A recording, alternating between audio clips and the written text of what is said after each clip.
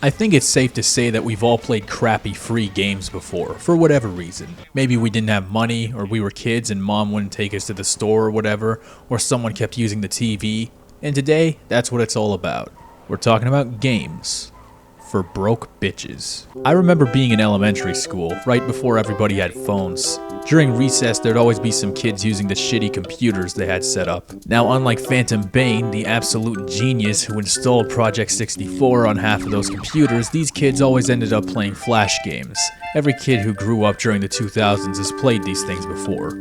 Most of them were cheap, hot, over-the-top garbage. Some of them, though, are surprisingly adequate. Now, since Chrome announced that they will no longer support Flash Player in 2020, I figured that it's probably best to start out with some Flash games. Red Code. Now this one's a classic.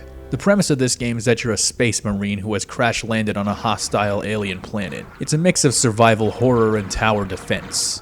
What happens is these endless hordes of alien creatures start pouring in and approaching the mothership. You have to fend them off with your blaster, grenades, and the mothership's cannons. As you kill more aliens, you get more points. As you get more points, you can upgrade your weapons to do more damage and become more efficient at fending off the alien creatures. It starts off pretty easy, but it piles on thick and it piles on fast. The blaster has these different modes like auto fire, but if you have super fast fingers, you can just spam the single shot indefinitely, or until you get carpal tunnel syndrome. These giant slugs are the nastiest bitches. You blow them up and they spawn a bunch of flying things. I remember playing this in the 5th grade. There were these girls that got grossed out whenever the slugs showed up. It was pretty funny actually. They were crying. One of them had nightmares for weeks and had to be taken off school. Yeah, that didn't happen. It is a motherfucker though. I especially hate when the controls screw up. I have no idea what I did here, but it just went completely apeshit and I died before my time. It sucks, but when you're playing a Flash game, that's something you kinda have to expect. Still though, I'm kind of impressed with the atmosphere here. You really do feel alone and helpless. Next up, we got Super Mario Overrun. The premise of this game is that Princess Peach and Toad are holed up in a castle and a bunch of Bowser's troops are approaching fast. It's a tower defense game, in this case, literally. You play as Luigi, who buys a shitload of guns and shoots the ever-loving fuck out of Goombas, Koopas, Bob-ombs, Boos, just about everything I guess. Every wave offers a different variety and volume of enemies. As you kill them you get coins. As you get more coins you can stock up on supplies in between waves. You could just buy the most powerful gun right off the bat, but you want to be careful. You want to economize. This was honestly one of the sickest games to my 10-year-old little mind. I mean, for so long these enemies had been the bane of my existence in actual Mario games, but now it's time to send them to the fucking underworld. You can even get landmines, turrets, you can get these little red bombs to drop on the enemies. It's still kind of fun to this day. The game has 4 difficulty settings: easy, medium, hard, and insane. Yeah, insane is fucking right. Even on insane, the game is still doable until this part with the kamikaze bombs. These guys are the fucking worst. I hate them. One of the funniest parts of this game is the gravity mode. By pressing page up and page down, you can actually change the gravity. Now the bombs just fly over the castle. Well, that certainly makes things easier.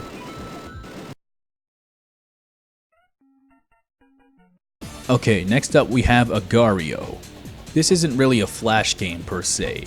Yeah, not all web browser games are Flash games. Who knew? What you do in this game is swallow up a bunch of tiny dots to make yourself bigger, whilst avoiding getting eaten by other, much larger players. You can shoot smaller pellets out of yourself as bait, or you can split yourself in half to evade danger or to devour other players. As you get bigger, you start to move slower, but as a small fry, you can be eaten by bigger ones. The game is absolute anarchy. There's no start or end. There are no matches. You just drop into the middle of a server that's already full of players, most of whom are probably 12. There'll be this grotesquely gigantic asshole that just devours everything around it, while another comparably big guy tries pulling some 5D chess maneuver to get him to break and then eat him. People always have these unofficial alliances where they'll feed each other and shit. It's insane. And just when you thought you made a really good move, it can backfire on you almost immediately. Like this. Now that's a good move.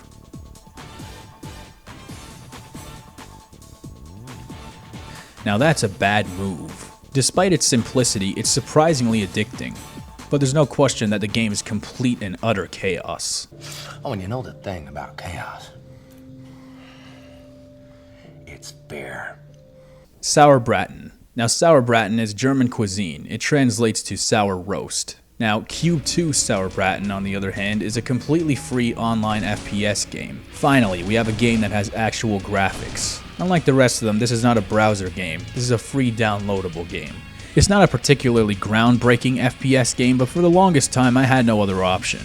I ended up playing this a lot in middle school and even into high school somewhat. I was actually getting pretty good at it, though that might have just been because my internet was bad and I was clipping all over the place. One of the most popular modes was the Instagib mode, because in this mode you're equipped with a rifle and a chainsaw and everyone only had 1 health. This meant that matches were very intense, with people just dropping dead and respawning almost instantaneously. And back when a shitload of people still played this, it was an absolute fuckfest.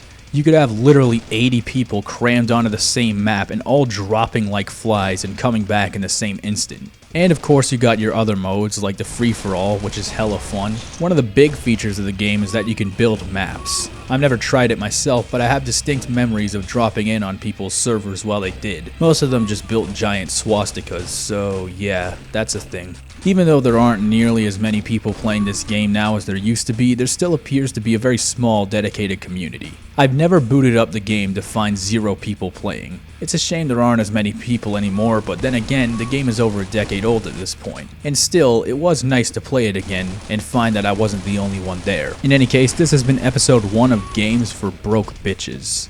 Yeah, episode 1. I'm probably going to change the title because I'll get demonetized, but otherwise, I'm going to be making more of these in the future because there's still a lot to talk about here, possibly infinite. If you have any suggestions, feel free to put them in the comments, but don't recommend any meat and fuck games.